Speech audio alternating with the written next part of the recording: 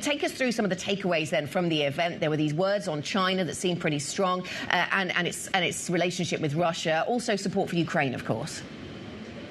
Yeah, exactly. I mean, the language on China is very much in line with what we've seen from the G7 this year, as the US-led world really dials up its rhetoric and tries to take a much more kind of assertive approach with China.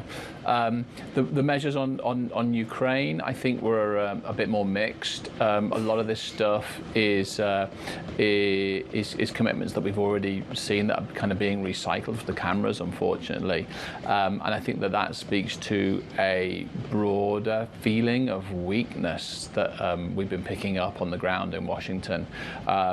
Many of the leaders who are there, Biden himself, of course, are in a difficult position domestically, and that really limits the amount that they can do for Zelensky at the moment. Yeah, you mentioned Biden being distracted somewhat. Other NATO leaders also courting Donald Trump. I do wonder whether, when you cut through the diplomacy, Ben, it's fair to say that Europe's given up on Biden.